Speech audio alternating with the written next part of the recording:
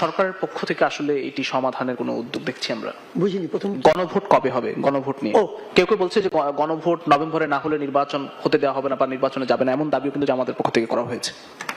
শুনেন, গণভোট নিয়ে না আমার যেটা মনে হয় আর কি, যারা ইদানিং অনেক তর্ক করছেন, আমি মাঝে মাঝে বিভ্রান্ত হয়ে যাচ্ছি যে আসলে গণভোট জিনিসটা কি, এটা বোঝার চেষ্টা করতেছি আর কি।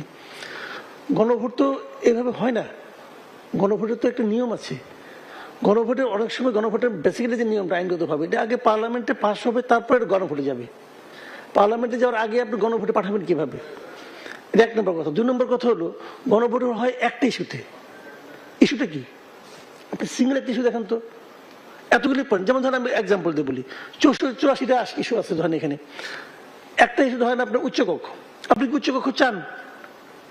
আপনি কি উচ্চকক্ষ পিয়ার পদ্ধতিতে চান? এখানে কিন্তু 2টা প্রশ্ন, আপনি কি উত্তর দিবেন? আমি উচ্চকক্ষ চাই, কিন্তু উচ্চকক্ষে পিয়ার চাই না। যেটা নাকি বিএনপি উচ্চকক্ষে পিয়ার চায় না, উত্তর আছে। যদি আমি বলি না, তার মানে কি আগে পিটাই আমি পিটাই না? আর যদি হ্যাঁ, তাহলে আগেও পিটাই, আমি এখনো পিটাই। ভাই, একাধিক প্রশ্নের এক উত্তর হ্যাঁ না তো উত্তর হয় না। ওরা চাচ্ছে যে আমাদের আগে একটা গণভোট করতে হবে এবং গণভোটের ভিত্তিতে ইলেকশন হবে চাচ্ছে। আবার বিএনপি যাচ্ছে একই দিনে হবে গণভোট, একই দিনে হবে হবে কিন্তু গণভোটটা কিভাবে হবে এটা বুঝুন আপনি। আর একটা কথা বলি, আমাদের এই দেশে 3বার গণভোট হয়েছে। একবার গণভোট করছে জিয়াউর রহমান সাহেব, উনি ক্ষমতা দখল করছেন, করে নিয়ে উনি জনগণের কাছ থেকে মতামত নিচ্ছেন। প্রশ্নটা ছিল, ওখানেও প্রশ্ন ছিল 2টা। একটা হলো, আপনি কি প্রেসিডেন্ট জিয়াউর রহমানকে, মানে বীরোত্তম জিয়াউর রহমান শব্দটা ছিল, ওনাকে প্রেসিডেন্ট হিসেবে চান এবং ওনার প্রণীত 19 দফাকে সমর্থন করেন?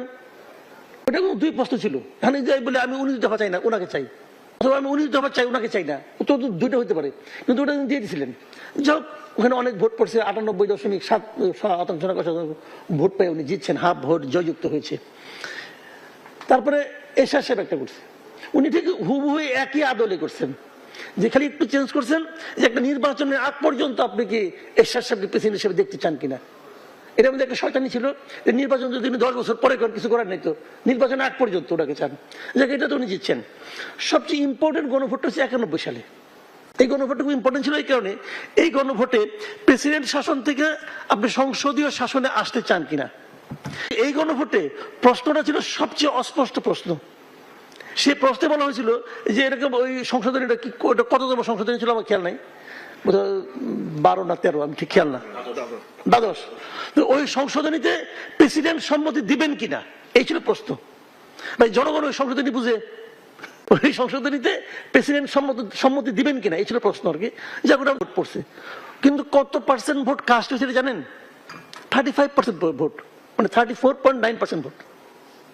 তো একটা গণভোটে 35% ভোট কাস্ট হলো, তা যদি 100% হ্যাঁ হয়তো, 100% হয় নাই, 84% হ্যাঁ ছিল।